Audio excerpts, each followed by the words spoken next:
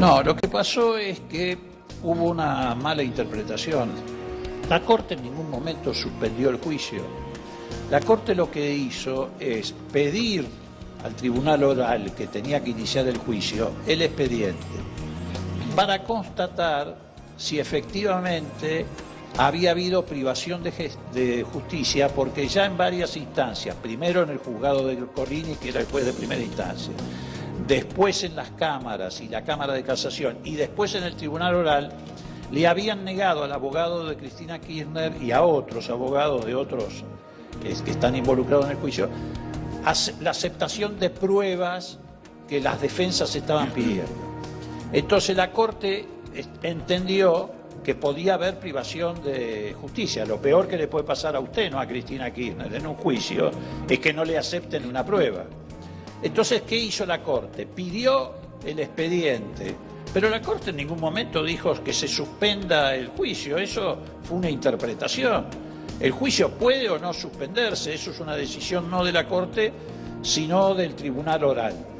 Ahora sí es cierto que si el expediente lo tiene la Corte para examinar si hubo privación de justicia y se inicia el juicio igual, que es lo que pareciera que va a ocurrir, y después la Corte dice, sí, acá se prohibió o se evitó que se presentara esta prueba que era decisiva, ¿sabe lo que pasa con el expediente? Se cae definitivamente.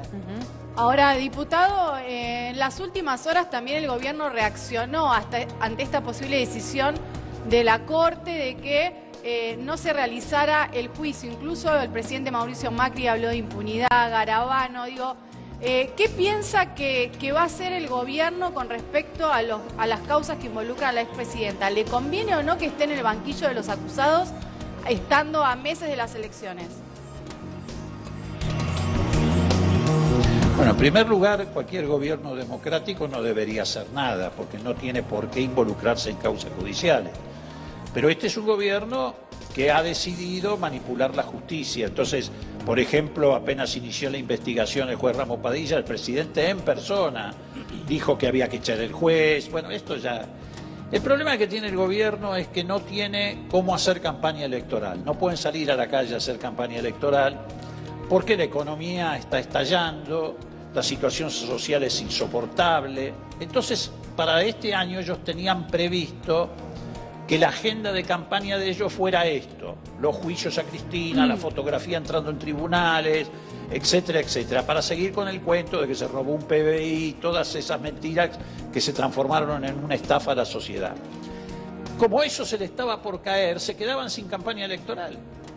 Entonces han hecho una fuerza enorme para que esto ocurra, porque ellos fabricaron precisamente todo esto del 2006 en adelante para llevar adelante la estafa, que en este caso no es institucional, sino la que le hicieron a la Argentina cuando le dijeron que iban a suprimir el impuesto a la ganancia, que los jubilados iban a estar mejor. Ahora, bueno, todas esas mentiras. Moró. Esas mentiras las querían acompañar y apoyarlas con esta agenda.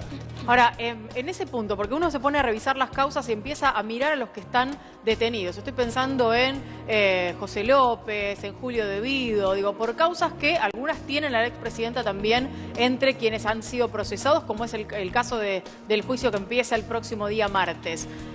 López dijo, los bolsos me los daba Daniel Muñoz. Daniel Muñoz era el secretario privado de Néstor Kirchner. Digo, ¿ellos también están plantados por este gobierno y por gente que los coachó para decir lo que dicen? No, José López no, pero José López lo que hizo, muy pícaro, es asignarle eso a alguien que está muerto y que por lo tanto no puede declarar. Usted no puede hacer declarar un muerto, salvo que haya alguien que lo pueda hacer. Hasta ahí, hasta acá la historia nunca demostró que un muerto declarara. ¿Sabe por qué hizo eso José López? José López, que sí efectivamente es un sinvergüenza, que tenía en su poder una coima, se lo adjudicó a Daniel Muñoz porque el que le dio la coima realmente fue el primo de Macri. Eso está probado porque esa plata vino termosellada, numerada, y llegó a un banco de acá de la Argentina que administraba el socio de Calcaterra, el primo de Macri. Le pagó una coima, sí, López recibió una coima del primo de Macri. Bueno, Muñoz fallecido, pero la vida de Muñoz estuvo implicada en las causas. Y por el otro lado, está nombrando el primo de Macri.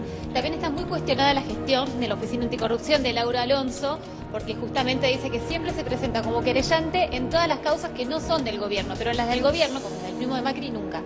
No, claro, porque te reitero, ellos armaron todo un esquema que arrancó apenas asumió Macri para poder sostener sus políticas económicas con el cuento de que se habían robado un PBI, etcétera. En realidad, algunos grupos, como el diario Clarín y algunos grupos, lo habían empezado a hacer antes durante la campaña electoral. Por eso han armado todo este chanchullo que ahora se va conociendo de fiscales que fabricaban testigos falsos, que estaban aliados con D'Alessio. Ahora... Han armado un chiquero fenomenal. Sí, perdón. No, Moro, bueno, usted me da el pie, Sí, hablando de campaña electoral y a la vez para tapar el desastre económico, dice usted.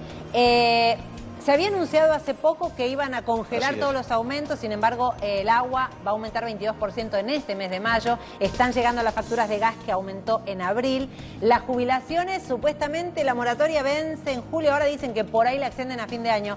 ¿Se pueden esperar un volantazo para tratar de, no digo cambiar el rumbo económico, pero digo, dar un alivio y apelar a ese tipo de campaña? ¿Qué tipo de campaña puede hacer el gobierno en estos meses?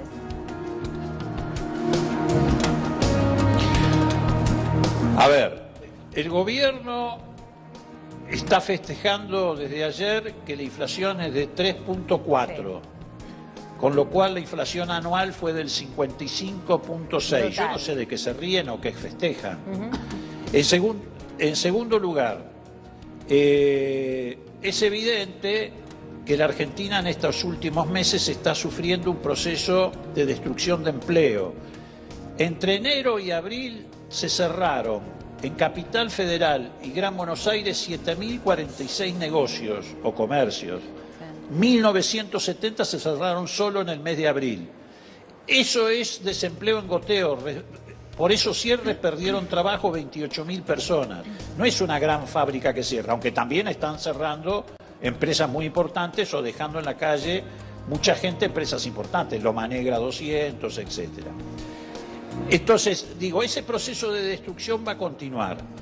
Ellos pueden tener la voluntad de algún paliativo para ver si engañan otra vez a la gente en el proceso electoral, pero ¿cuáles son los paliativos? Por ejemplo, le ofrecen a los jubilados y a los beneficiarios de la asignación universal por hijo créditos, hasta 200.000 pesos.